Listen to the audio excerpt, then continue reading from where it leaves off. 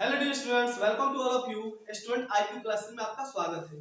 Student, इसके पहले वाले वीडियो में मैंने दर्पण पढ़ाया है आप लोगों को। दर्पण तीन प्रकार के होते हैं, समतल, गोलीय, परवलयिक। समतल दर्पण के बारे में बताए थे। गोलीय दर्पण दो प्रकार के होते हैं बताए थे, अवतल और उत्तल।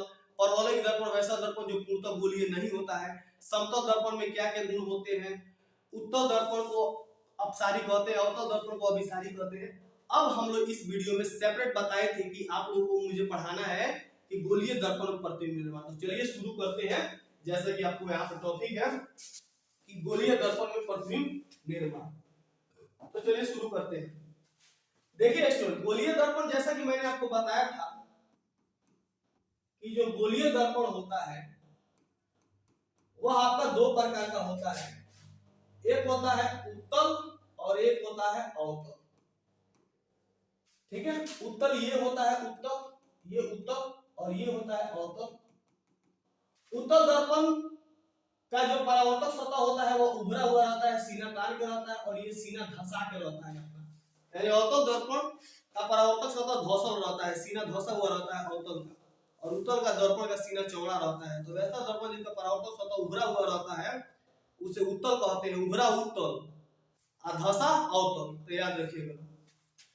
तो अब हम लोग इसमें प्रतिबिंब निर्माण देखेंगे। क्वेश्चन बहुत ज्यादा पूछता है कि जब वस्तु अनंत पे हो, जब वस्तु वक्रता केंद्र पर हो, जब वस्तु अनंत और सी के बीच हो, तो ये सब क्या मामला है सब इसमें समझिएगा।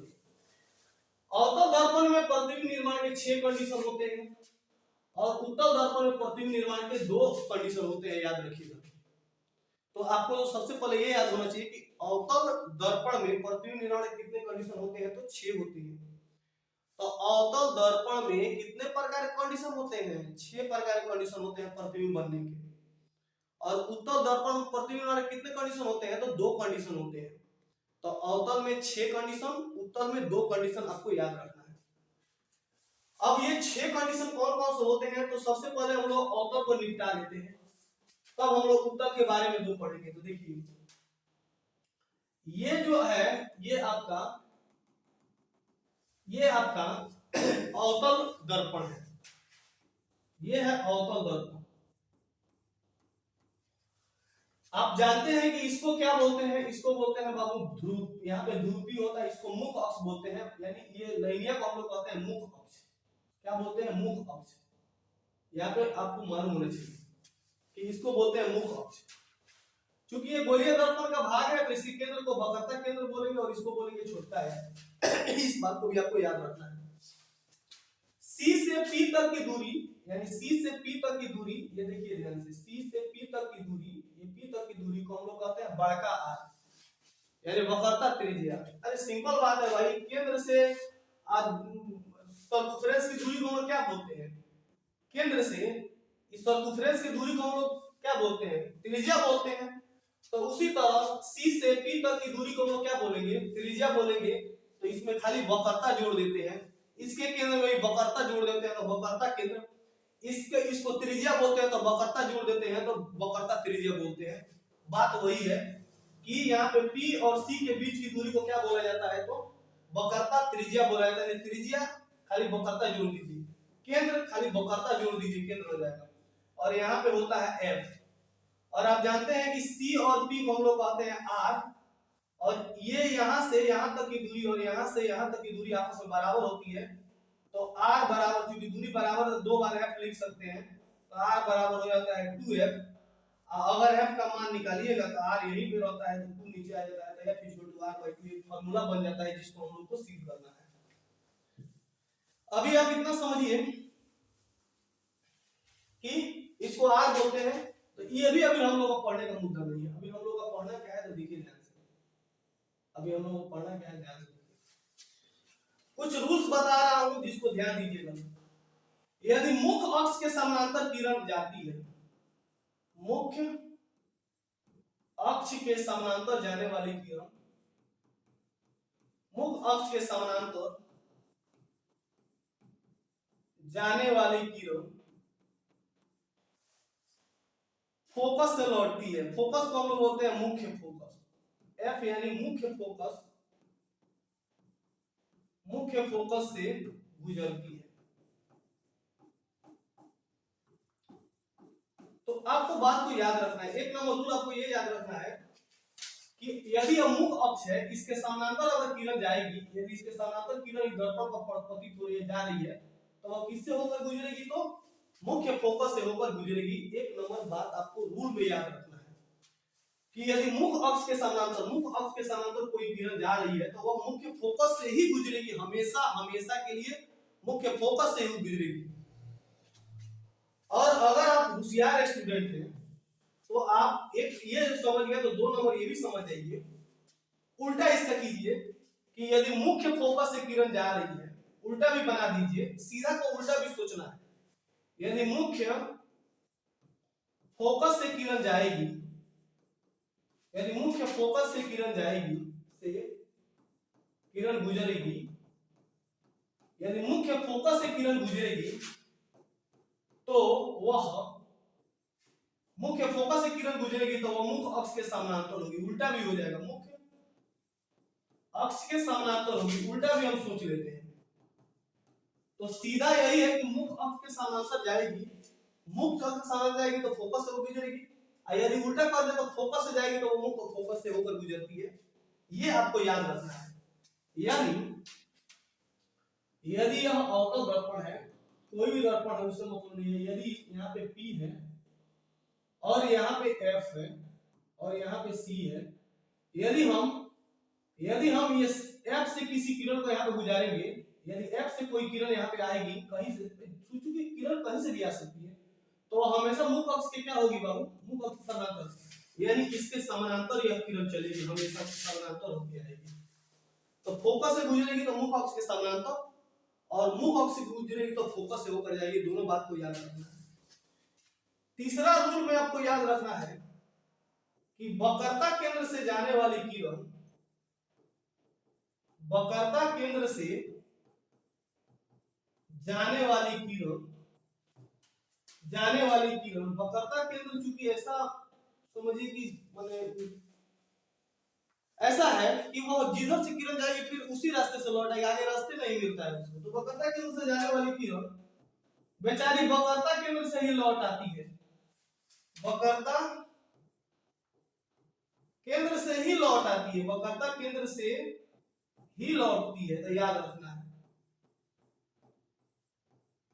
तो इस भी कंडीशन को याद रखना कि वक्रता केंद्र से अगर कोई किरण जा रही है तो वो आगे रास्ता नहीं है, वक्रता केंद्र से ही लौट आती है। जैसे एक एग्जांपल दे रहे हैं, जैसे कि मान लीजिए कि ये दर्पण है और अगर यहाँ पे C है और यहाँ पे F है, ये F है, तो यदि वक्रता केंद्र से कोई किरण दर्पण में पड़ेगी ऐसे, तो बेचारी इधर से भी उसी रास्ते से लौटेगी, कोई रास्ता नहीं है। वक्रता केंद्र से जाने वाली किरण वक्रता केंद्र से जाती है, F है, C है, मुख्य अक्ष से समानांतर जाने वाली किरण फोकस से होकर गुजरेगी, और फोकस से होकर जाने वाली किरण दर्पण के समानांतर होगी। ये 3 रूल पर आपको मैं जब बताऊंगा, आगे किरण आरेख बनाऊंगा तो आपको ये बताना है। आई होप दैट इतना आप लोग समझे होंगे। तो चलिए इमेज फॉर्मेशन देखते हैं। तो चलिए पढ़ते हैं अवतल दर्पण में 6 कंडीशन कौन कौन से होते हैं, याद रखिएगा। 6 कंडीशन कौन कौन से होते हैं पहले जान जाइए आप लोग। तो यहाँ पे मैं टॉपिक डाल देता हूं कि अवतल दर्पण में प्रतिबिंब निर्माण। अवतल दर्पण में प्रतिबिंब निर्माण 6 कंडीशन में होता है। कितना कंडीशन होता है बाबू? 6 कंडीशन में। पहले एक बार रफली देख लीजिए, यहाँ पे ये आपका मुख्य अक्ष है, यहाँ पे P है, ये अनंत है, यानी यह अनंत गगन है। यह देख अनंत गगन मुझ में लय है, तो ये अनंत है पूरा। यहाँ पे बाबू हम रख देते हैं C, यहाँ पर रख देते हैं हम F। वस्तु को कहाँ कहाँ रखेंगे पहले ये आपके माइंड में होना चाहिए, तो आसानी से आप बना सकते हैं। एक बार वस्तु को हम अनंत पे रखेंगे, यानी इधर कहीं पे वस्तु को रख देंगे, इधर कहीं भी वस्तु रहेगा, अनंत पे वस्तु रहेगा। तो अनंत पे वस्तु को हम नहीं दिखाते हैं, ऐसे तीर के निशान से नहीं दिखाते हैं। हम ऐसे ही रखते हैं अनंत पे वस्तु है तो कहीं से भी किरण चली आएगी। तो एक नंबर कंडीशन होता है जब वस्तु अनंत पे हो, जब वस्तु अनंत पर हो। दूसरा कंडीशन होता है अनंत और सी के बीच में, यहां पर रख देते हैं वस्तु। दूसरा कंडीशन होता है अनंत और सी के बीच में। दूसरा कंडीशन होता है कि अनंत और सी। अब सी लिखो अच्छा हिंदी में वक्रता केंद्र लिखो तो कौन आसान है? तो सी आसान है। तो यदि हम सी लिखेंगे तो समझ जाइए कि इसका मतलब सर कह रहा है वक्रता केंद्र। तो हिंदी में लिखो चाहे इंग्लिश में लिखो, बात एक ही होता है। उसके बाद अब हम सी पर इसके इन दोनों के बीच में रख दिए। अब हम तर्क और आगे बढ़ेंगे, अब सी पर आएंगे। तो तीसरा कंडीशन होता है जब वस्तु सी पर हो। तो एक नंबर अनंत और सी के, एक नंबर अनंत पर, दो नंबर अनंत और सी, तीन नंबर जब वस्तु सी पर हो, और चौथा अब सी के बाद हम इन दोनों के बीच में रख दिया। अब वस्तु को हम यहाँ पर रख दें, यहाँ पे वस्तु रखे हैं, फिर अनंत पे वस्तु है। मान लीजिए यहाँ पे भी दिखा देता हूँ, अनंत पे, अनंत और सी के बीच में, फिर सी पर, फिर सी और एफ के बीच में। चौथा लिख देते हैं जब वस्तु सी और एफ के बीच हो, जब वस्तु सी और एफ के बीच हो। पांचवा अब वस्तु को हम सी और एफ के बीच में रख दिया, अब हम रखेंगे एफ पर। तो लिखेंगे जब वस्तु एफ पर हो, जब वस्तु एफ पर हो।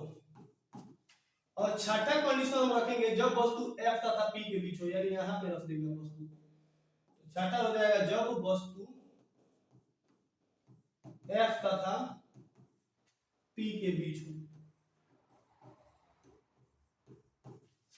6 कंडीशन आपको याद रखना है, मुझे जवाब होना चाहिए। जब वस्तु अनंत पे हो, जब वस्तु अनंत और सी के बीच में हो, जब वस्तु सी पर हो, जब वस्तु सी तथा एफ के बीच में हो, जब वस्तु एफ पर हो, और जब वस्तु एफ तथा पी के बीच में हो। तो 6 टाइप का कंडीशन आपको याद रखना है। अब इसको ऐसे पढ़ो चाहे उल्टा आ जाए, जब वस्तु एफ तथा पी के बीच में हो। अब किसी किसी किताब में उल्टा दिया होगा, तो जब वस्तु एफ तथा पी के बीच में हो, जब वस्तु एफ पर हो। तो कहीं से भी पूछे, आपके माइंड में जब 6 कंडीशन एकदम झलकेगा तो आपसे पूछ लिया जाएगा, खड़ा करा गया आधे रात में भी, तो आज जवाब दे दीजिएगा। तो चलिए हम स्टार्ट करते हैं। 1 नंबर, जब वस्तु अनंत पर हो, अनंत पर।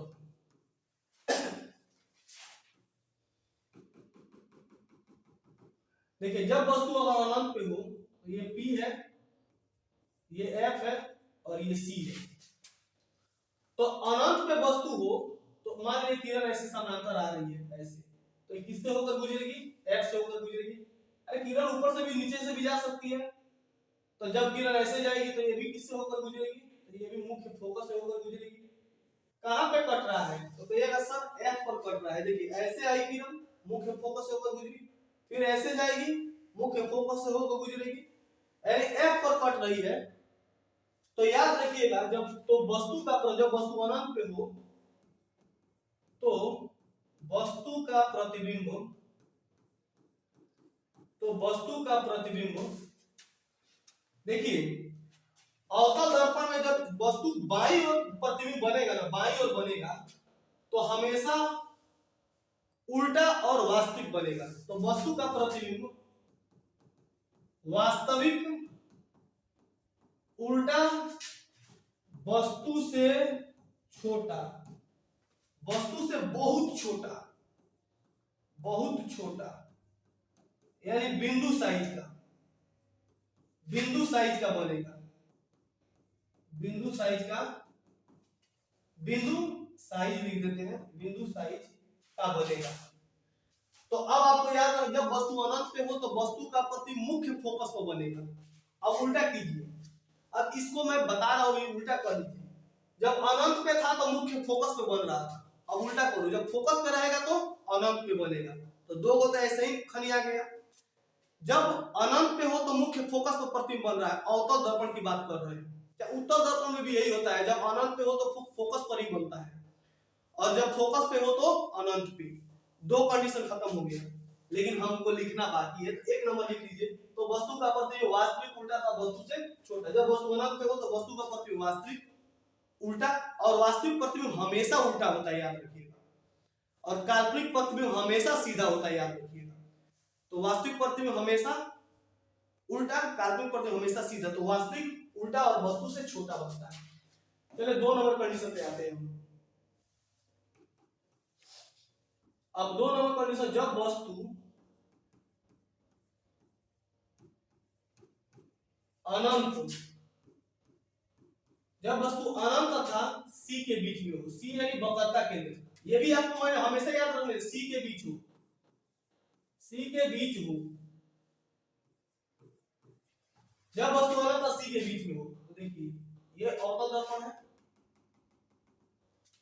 ये मुख्य अक्ष है, यहाँ पे P है, यहाँ पे F है, यहाँ पे C है, ये अनंत है। अब वस्तु को अनंत और C के बीच में हम यहाँ पे रख रहे हैं वस्तु को, ध्यान दीजिएगा।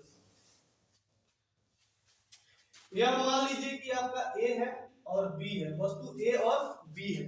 हम A और A B वस्तु को हम अनंत और C के बीच में रख देंगे।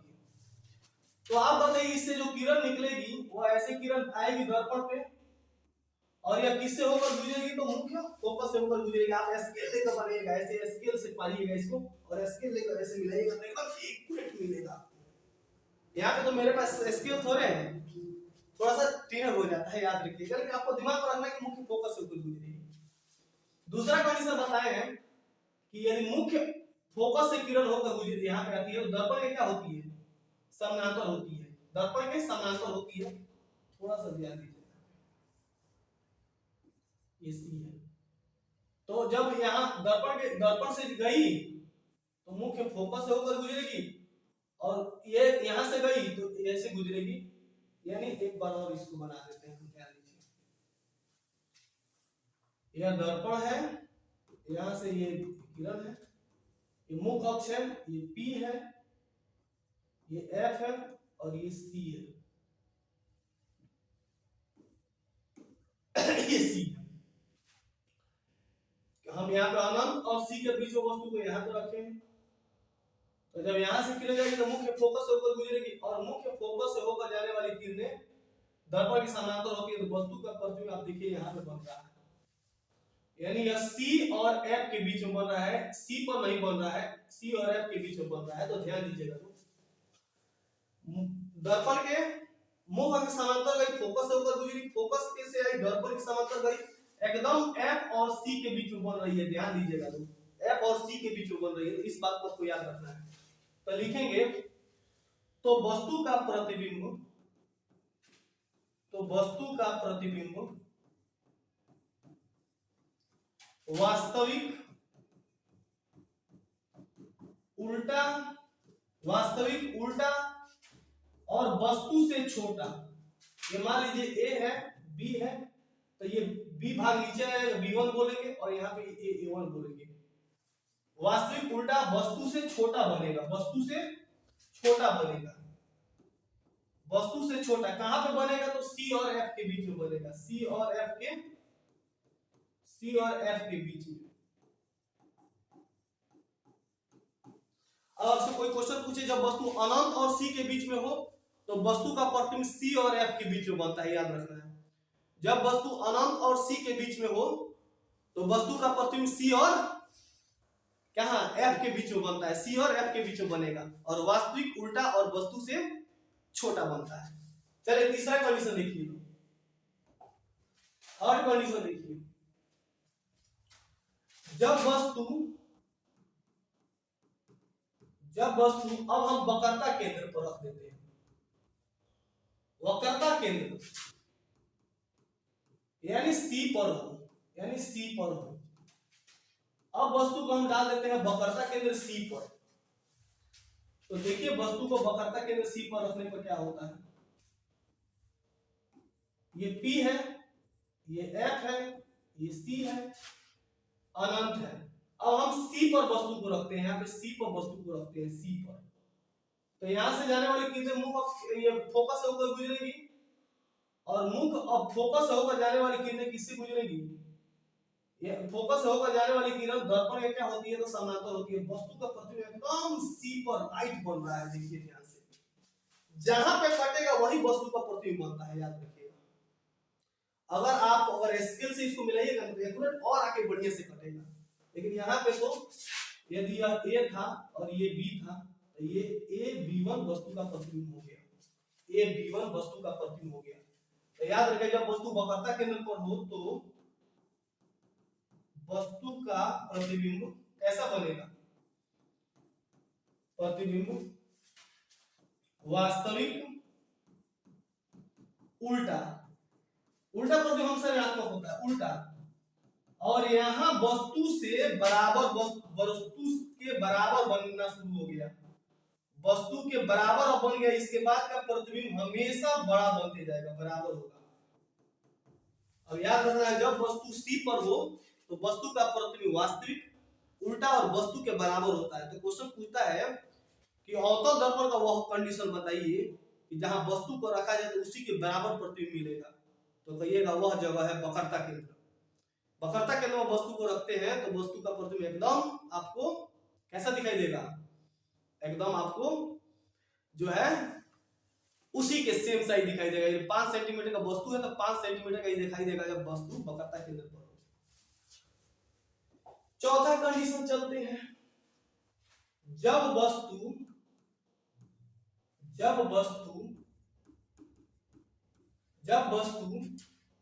C और F के बीच में हो। अब हम वस्तु को C और F के बीच में रख रहे हैं। जब वस्तु C और F के बीच में हो, F के बीच में, जब वस्तु C और F के बीच हो, देखिए यहाँ पे मुख्य अक्ष P है, F है, C है। वस्तु को हम यहाँ पर रख चुके हैं, अब वस्तु को हम यहाँ पे रखेंगे।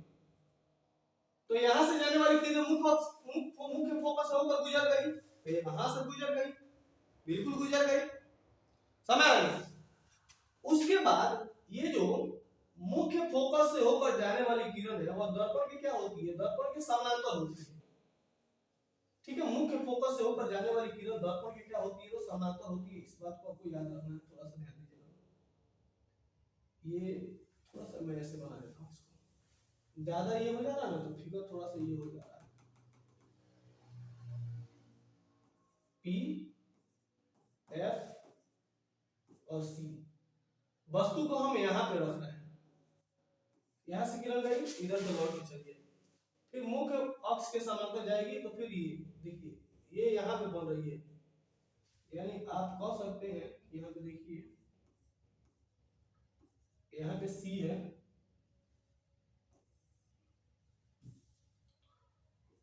यहाँ से किरण गई और यहाँ से फिर यहाँ से किरण गई है तो ये ऐसे होगा। यहाँ पे C है, वस्तु का प्रतिबिंब यहाँ पे बन रहा है, ध्यान दीजिएगा। कुछ समझ में आया क्या हो रहा है? यहाँ पे देखिए तो ये C पर अगर रखे हैं, अगर वस्तु को हम ये C पर है, वस्तु C पर है, C और F के बीच में, सॉरी C और यहाँ पे C और F के बीच में है, C और F के बीच में वस्तु, तो यहाँ से जाने वाली किरण इधर से लौट के चली गई, ऐसे लौट के चली गई और फोकस से होकर जाने वाली किरण ये दर्पण के समानांतर हो गई तो वस्तु का प्रतिबिंब यहाँ पे बना है। यदि मान लीजिए यह A है और ये B है तो ये हो जाएगा A1 और ये हो जाएगा B1। तो वस्तु का प्रतिबिंब A1 और B1 है, वस्तु का प्रतिबिंब A1 और B1 है, यहाँ पे ध्यान दीजिएगा। तो अब देखिए C से परे बनी कि नहीं, तो ये कहां से C से परे बनी और कहां पे तो C और अनंत के बीच में, C और अनंत के बीच में। तो कहिएगा तो वस्तु का प्रतिबिंब वास्तविक उल्टा अब वस्तु के बराबर और कहां पे बनेगा तो C से परे या C और अनंत के बीच, या C और अनंत के बीच, C से परे कहिए चाहे C और अनंत के बीच कहिए, C और अनंत के बीच बनेगा। तो जब वस्तु C और F के बीच में हो तो प्रतिबिंब C और अनंत के बीच बनेगा और वास्तविक उल्टा वस्तु से बड़ा बनेगा। चलिए पांचवा कंडीशन देखते हैं, जब वस्तु F पर हो, अब आप जानते हैं जब वस्तु F पर हो तो अनंत पे प्रतिबिंब बनेगा। जब वस्तु F पर हो, F पर हो, तो जब वस्तु F पर हो तो देखिए यहाँ पे ये P है, ये F है, ये C है। अब वस्तु को हम यहाँ पे F पर रख रहे हैं तो यहाँ से जाने वाली किरणें फोकस से होकर गुजरेगी, गुजर गई फोकस से। और देखिए उसके बाद से वक्रता केंद्र से जाने वाली किरण, जो वक्रता केंद्र से जो किरण जाएगी ये इस पर वक्रता केंद्र से जाएगी तो ये वक्रता केंद्र से क्या हो रही है, लौट रही है। अब कहेंगे सर किरण को नीचे से काहे भेज रहे हैं? अरे भाई किरण कहीं से भी जा सकती है, तो नीचे से वक्रता केंद्र से किरण गई, यहाँ पे सी वक्रता केंद्र है तो यहाँ पे सी है, देख लीजिए यहाँ पे सी है, सी यहाँ पे लिख रहा है। सी से जाने वाली किरण सी से ही क्या हो गई, लौट आई। तो वस्तु का प्रतिबिंब देख रहे हैं यहाँ पे अनंत पे बन रहा है तो कहिएगा तो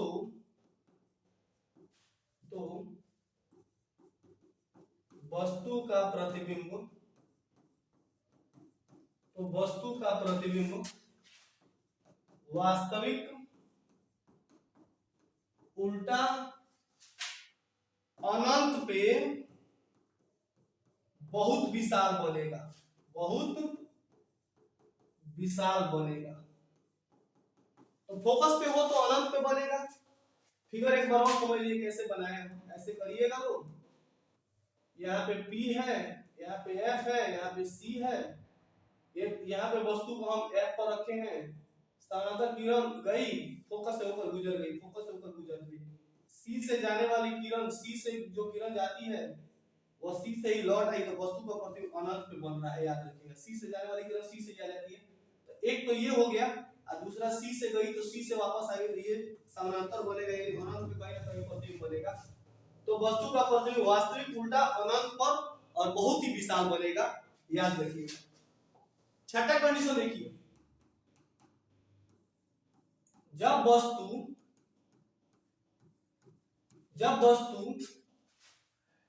F तथा P के बीच हो, यानी F तथा P यानी ध्रुव P के, F तथा ये आपको कहते हैं F P ध्रुव के बीच हो। तो देखिए यहाँ पे ये कंडीशन थोड़ा सा बच्चों सबको दिक्कत हो जाता है, कुछ नहीं। जब F तथा P के बीच में हो तो देखिए यहाँ पे वस्तु को हम रख रहे हैं, यहाँ देखिए ये P है, ये F है, ये C है। अब वस्तु को हम F और P के बीच में रख रहे हैं, यहाँ पे रख रहे हैं। तो देखिएगा ध्यान से, ये कंडीशन देखने वाला है। यहां से किरण होके जाएगी, यहां से किरण होके जाएगी, ठीक है, यहां से किरण होके जाएगी तो ये मुख्य फोकस से होकर गुजरेगी, ये मुख्य फोकस से होकर गुजरेगी, लेकिन लगेगा कि यह किरण ऐसे आगे की तरफ बढ़ रही है। F से गुजरेगी लेकिन अब गुजरेगी नहीं, अब ये किरण इधर लगेगा, किरण इधर जा रही है। और आपको मालूम है वक्रता केंद्र से जाने वाली किरण, जो वक्रता केंद्र से जो किरण गई थी इस पर,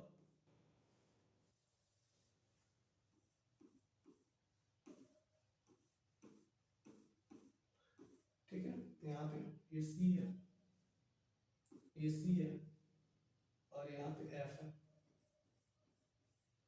ये वस्तु को हम यहाँ पे रखे, वस्तु को यहाँ पे रखे थे, वस्तु को यहाँ पे रखे थे, तो यहाँ से किरण गई और ऐसे गुजर गई, लगेगा इधर।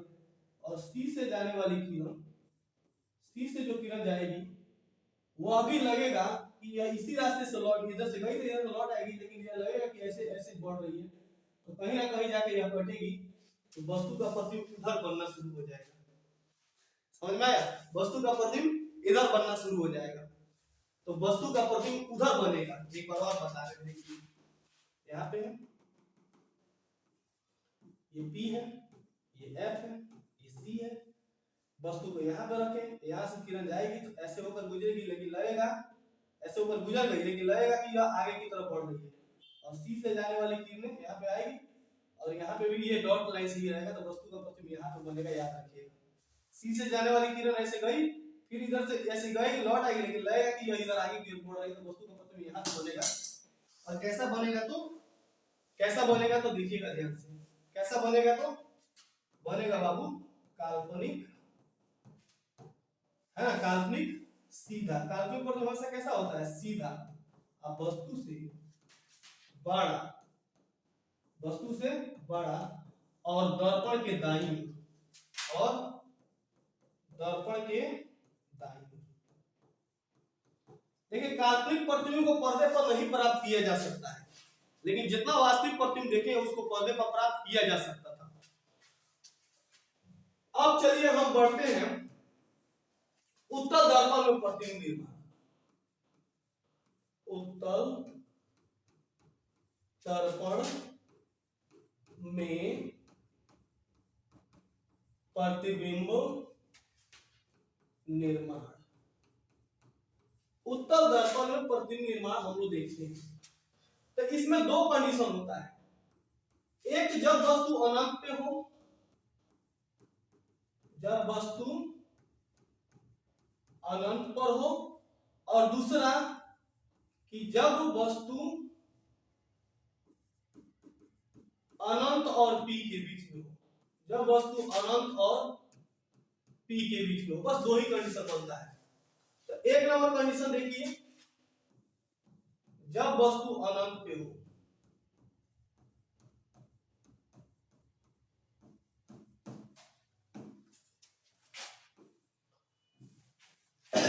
देखिए ये है आपका उत्तल दर्पण, ये है आपका उत्तल दर्पण, देखिएगा ध्यान से।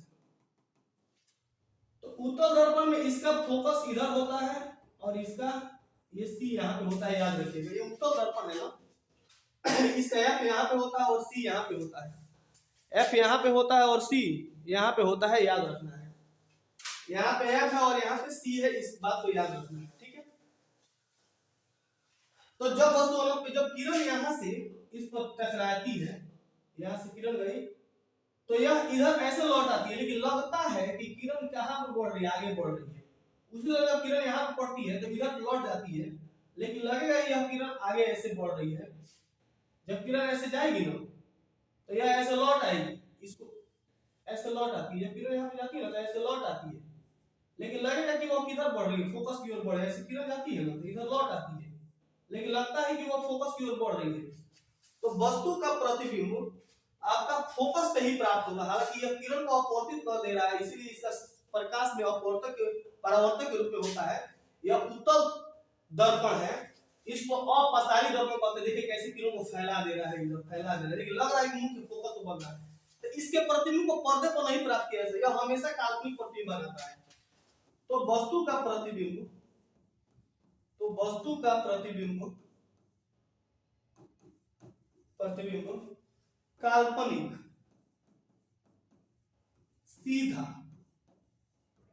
काल्पनिक सीधा तथा वस्तु से छोटा होता है, तथा वस्तु से छोटा होता है। इसमें हमेशा वस्तु से छोटा प्रतिबिंब बनेगा, बस यही याद रखना है आप लोगों को। तो वस्तु से छोटा बनता है। बार बार इस वीडियो को देखिएगा, बार बार इसको बनाने का प्रयास कीजिएगा। एक ही बोर्ड पे कितना बार बताऊं, समय ज्यादा लग रहा है। आप रिवाइज मार के वीडियो पॉज बैक करके देखिएगा। और कोई भी चीज सर्च करना होगा तो बस उसको, जैसे साइंस सर्च कीजिएगा तो साइंस लिख दीजिएगा और बी उसके बगल में लिख दीजिएगा स्टूडेंट आईक्यू। बस मेरे चैनल का नाम डाल दीजिएगा, क्योंकि ये फेमस नहीं है तो आपको नहीं मिलेगा। जो भी चीज सर्च करना हो उस सर्च लिखिएगा, उसके बगल में मेरे चैनल का नाम डालिएगा तो मेरा सारा चीज चला जाएगा। दूसरा लास्ट कंडीशन देखते हैं, जब वस्तु अनंत और P के बीच में हो।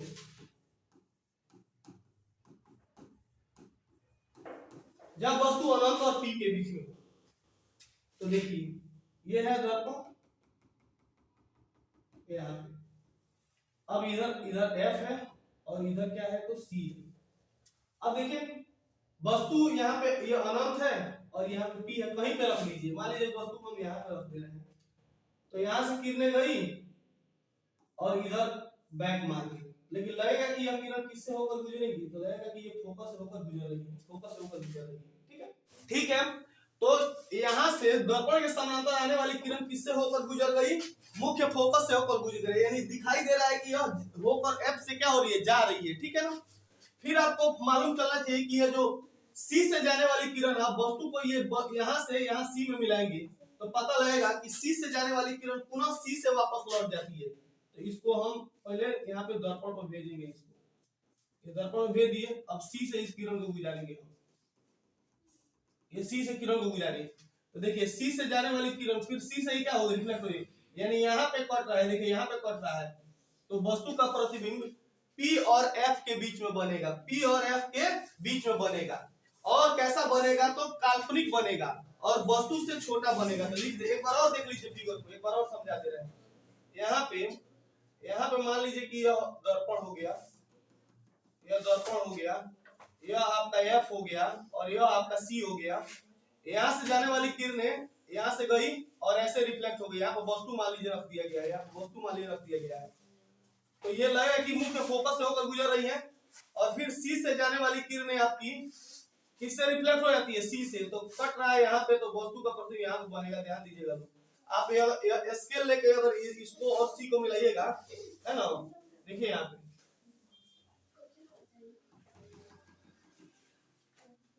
यहाँ पे वस्तु रख दे, यहाँ पे सी, यहाँ पे एफ है और यहाँ पे सी है, तो क्या होगा यहाँ पे देखिए, यहाँ से जाने वाली किरणें ऐसे रिफ्लेक्ट हो गई, लेकिन लगेगा तो यह फोकस से होकर जा रही है, और फिर सी से किरणों को गुजार देंगे, यहाँ से गई और डॉट डॉट डॉट से हम सी से, तो यहाँ पे कट रहा है, तो वस्तु का प्रतिबिंब यहाँ पे बनेगा, वस्तु का प्रतिबिंब यहाँ पे बनेगा एफ और पी के बीच में, एफ और पी के बीच में। तो कहेंगे जब वस्तु अनंत तथा पी के बीच हो, जब वस्तु अनंत तथा पी के बीच हो, तो वस्तु का प्रतिबिंब काल्पनिक बनेगा, सीधा बनेगा और वस्तु से छोटा बनेगा, और वस्तु से छोटा बनेगा। तो यहां तक हम लोगों ने इमेज फॉर्मेशन देख लिया उत्तल दर्पण और अवतल दर्पण में। मिलते हैं अपने नेक्स्ट वीडियो में नेक्स्ट टॉपिक के साथ। जय हिंद, जय भारत।